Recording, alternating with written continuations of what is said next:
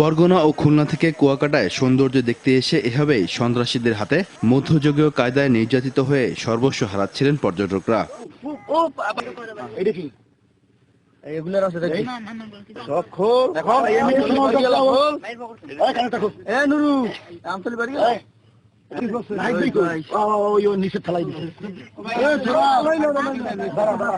একুশ নভেম্বর কুয়াকাটা সমুদ্র সৈকত থেকে ফাত্রার বনে গিয়ে ইকো পার্ক দেখা শেষে ফেরার পথে স্থানীয় সন্ত্রাসী সোহাগ ও মামুনের নেতৃত্বে ২০ সন্ত্রাসীর ছিনতাইয়ের মুখে পড়েন পর্যটক।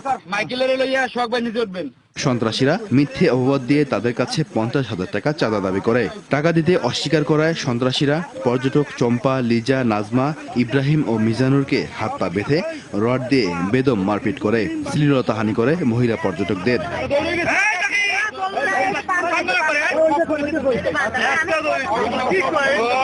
ঘুরতে গেছি আমরা, আবার করতে চেয়ারম্যানের পোলা টাকা পয়সা কানের যায় জিনিস গলার পোশাক লয়ে গেছে। আমাকে বাইন্দে ব্যবহার করে পিটাইছে, পিটাইয়া মনে করে মিথ্যা অপবাদ দিছে।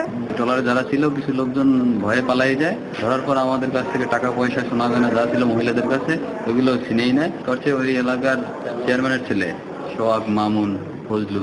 নির্যাতিত পর্যটক চম্পা বেগম বাদী হয়ে ২২ নভেম্বর কলাপাড়া থানায় ২০ জনকে আসামি করে মামলা করলে গা ঢাকা দেয় সন্ত্রাসীরা।